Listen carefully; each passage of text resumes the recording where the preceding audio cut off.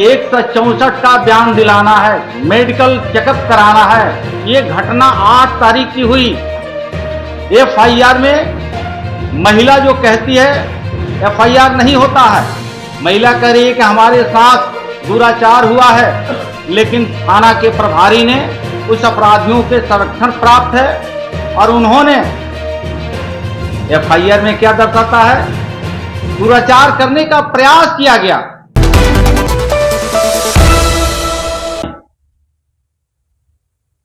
बिहार सरकार में हो रहे दलितों के ऊपर अत्याचार बेतहाशा वृद्धि हुई है। दुख के साथ मुझे कहना पड़ रहा है कि जब से महागठबंधन की सरकारें आई है, चचा भतीजा की सरकारें आई है, तेज गति से अपराधियों का मनोबल बढ़ा है। बढ़ा ही नहीं है, ऐसे लग रहा है कि सरकार नाम की कोई चीज नहीं है। अपराधियों का मनोबल आसमान छू रहा है।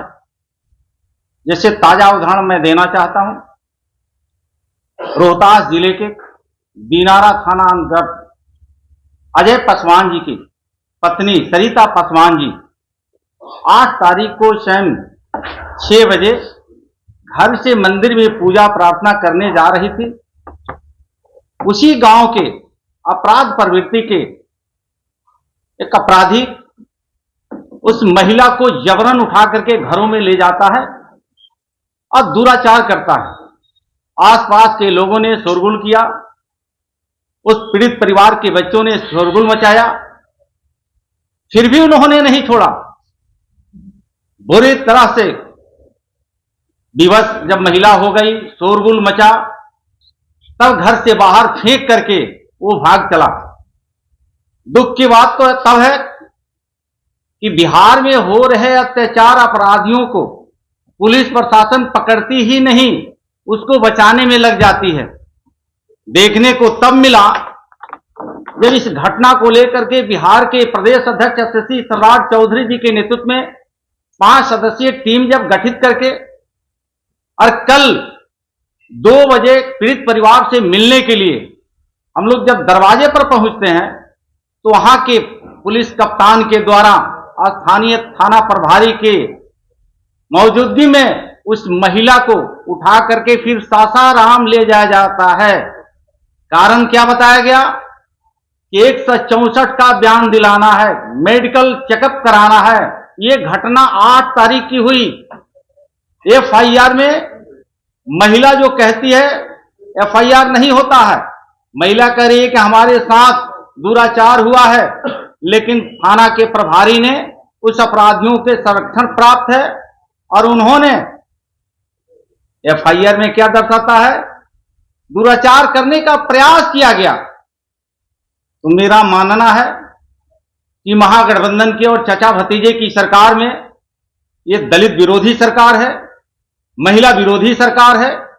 दलितों की हत्याएं हो रही है, दलित महिलाओं के साथ इज्जत आबरू से खिलवाड़ हो रहा है और चचे भतीजा की ये सरकार में कोई पूछने वाला नहीं है।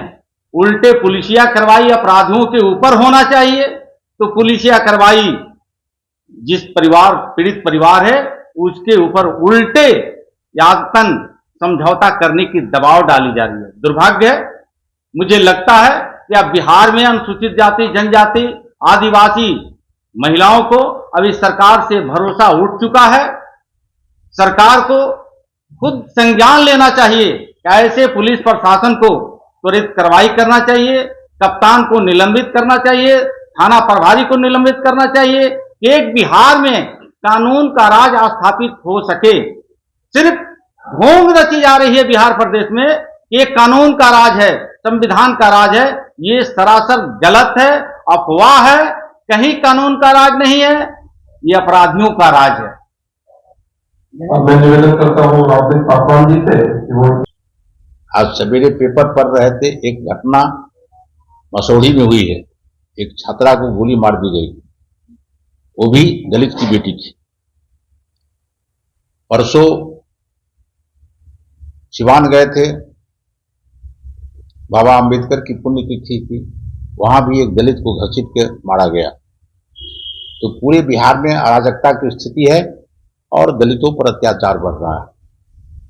ये सरकार आम लोगों को, खास करके दलित को संरक्षण नहीं दे पा रही है। उनके जितने भी गुंडे हैं दारू पी के इस तरह के कारोबार करते हैं। इनका माननीय मुख्यमंत्री जी कह रहे थे कि दारू बंद है, कहीं भी दारू बंद नहीं है। मैं कल एक शादी समारोह में गया था, आश्चर्य लगा मुझे। इस पटना में बहुत सारे पुलिस के भी लोग थे, 80% लोग उसमें दारू पिए हुए थे। ये स्थिति है और पूरे राज्य में दारू चल रहा है और दारू पी करके लोग बवाल कर रहे हैं। एक खास जात के लोग ज्यादा उसमें प्रभावी हैं और वही लोग पूरे बिहार में अराजकता पैदा करना चाह रहे हैं।